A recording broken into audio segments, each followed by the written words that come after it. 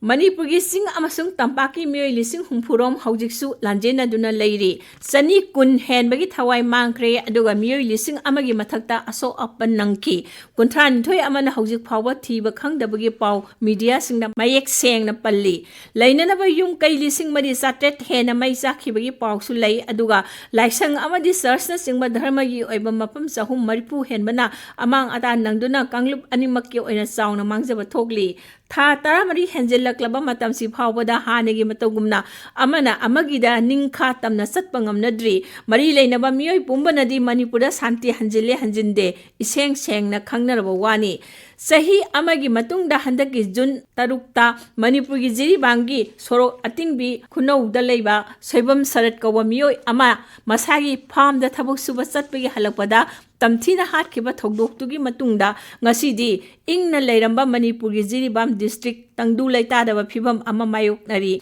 tonga mamioi kanglup tara humdegi apunba mising lising yang khairom na square kilometer sani kunthra ni thoi gi akoibada khundaduna leiriba jiribam district sida maitei lising tara nipan lom kuki jo lising manga rom amadi hindu amasung muslim bengali amadi naga gi apunba misingna matam kayadagi punna mafam sida hingminarakhibani adubu handaki June 3 ki thogdok adugi matungda yum kai mai thaba amadi atai pamdaba thogdok kaya thorakpadagi mafam dugi miyoi singi punsida asoba saitheng piri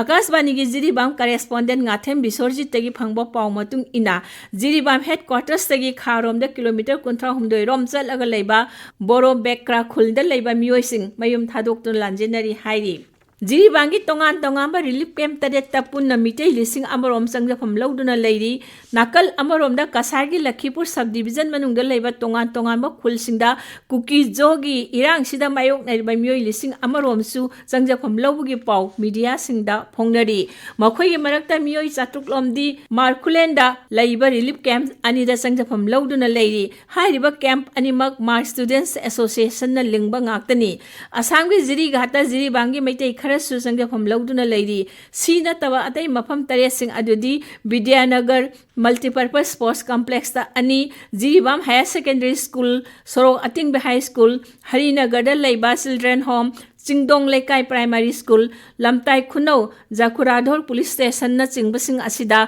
punna meitei lising amarom sangjafam lauduna leiri. Hairiba relief camp sing asida Manipur gi lengak nawatik chana yengchile haibagi pau phangi.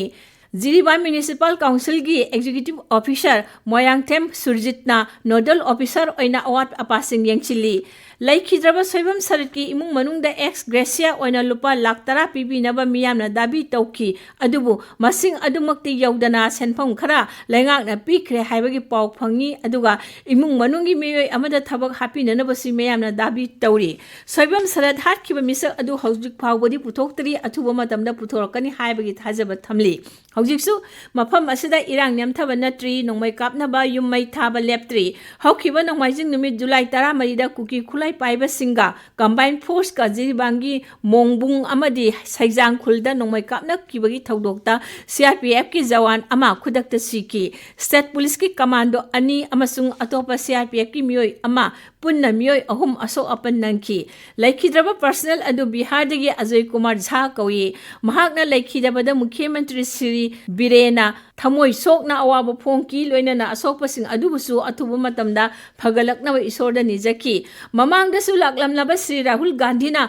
Lok Sabha mifam loiraba matungda opposition gi lusingbo oiraba matungi ahanba khongchatta tha asigi Nepalda Manipur gi irang yengsinba amuk lakki June 3 tagi irang thokliba jiribamda Sri Gandhi ne ihan hana thunglaki mahakna mafam adugi relief camp da leiriba lanjennariba miyoi singa hakthengna unaduna wari sanaki mathangda Swasanpur amadi Phubala da satuna yengsilamki adubu mamangda lehowa phibam degi iphap phagatlamdi haina nungaitaba phongdoklamki Manipur gi irang asi loisananaba lamdam sida santi poraknaba pangba yaba mateng pangbinaba Governor Anusaya Uike da taksillamki Manipur bu lumna lawbuga loinana irang asi loisilhanana damakta palibal kendra gi lengakta mahaki kanguna lakadariba parliament session da su pukhatkani haina palamki ꯊꯥ 14 ꯍꯦꯜꯂꯛꯂꯕ ꯃꯅꯤꯄꯨꯔꯒꯤ ꯏꯔꯥꯡ ꯂꯣꯏꯁꯤꯜꯍꯟꯕ ꯍꯥꯏꯕꯁꯤ ꯂꯝꯗꯝ ꯑꯁꯤꯗ ꯂꯩꯔꯤꯕ ꯃꯤꯌꯥꯝ ꯄꯨꯝꯕꯒꯤ ꯑꯄꯥꯝꯕꯅꯤ ꯑꯗꯨꯅ ꯀꯦꯟꯗ꯭ꯔꯒꯤ ꯂꯩꯉꯥꯛꯅ ꯑꯀꯟꯕ ꯃꯤꯠꯌꯦꯡ ꯆꯪꯕꯤꯗꯨꯅ ꯑꯊꯨꯕ ꯃꯇꯝꯗ ꯂꯝꯗꯝꯁꯤꯒꯤ ꯏꯔꯥꯡ ꯑꯁꯤ ꯂꯣꯏꯁꯤꯟꯕꯤꯔꯛꯀꯅꯤ ꯍꯥꯏꯕꯒꯤ ꯊꯥꯖꯕ ꯉꯁꯤꯁꯨ ꯆꯥꯎꯅ ꯂꯩꯔꯤ ꯏꯝꯐꯥꯜ ꯑꯃꯗꯤ ꯑꯇꯩ ꯗꯤꯁꯇ꯭ꯔꯤꯛꯁꯤꯡꯒꯤ ꯂꯅꯥꯏ ꯂꯨꯞ ꯀꯌꯥꯅ ꯖꯤꯔꯤꯕꯥꯝꯗ ꯆꯠꯇꯨꯅ ꯑꯋꯥ ꯑꯅꯥ ꯇꯥꯔꯕꯁꯤꯡꯗ ꯄꯥꯡꯕ ꯌꯥꯕ ꯃꯇꯦꯡ ꯄꯥꯡꯂꯤ ꯑꯃꯗꯤ ꯑꯁꯤꯒꯨꯝꯕ ꯃꯇꯝꯁꯤꯗ ꯑꯩꯈꯣꯏ ꯂꯩꯔꯤ ꯍꯥꯏꯅ ꯊꯥꯖꯕ ꯄꯤꯔꯤꯕꯁꯤꯃꯛ ꯌꯥꯝꯅ ꯊꯥꯒꯠꯅꯤꯡꯉꯥꯏꯅꯤ ꯃꯔꯨꯑꯣꯏꯅ ꯏꯃꯥ ꯏꯕꯦꯜꯁꯤꯡꯅ ꯎꯠꯂꯤꯕ ꯊꯧꯅꯥ ꯑꯁꯤꯃꯛ ꯌꯥꯝꯅ ꯁꯤꯡꯊꯥꯅꯤꯡꯉꯥꯏ ꯑꯣꯏ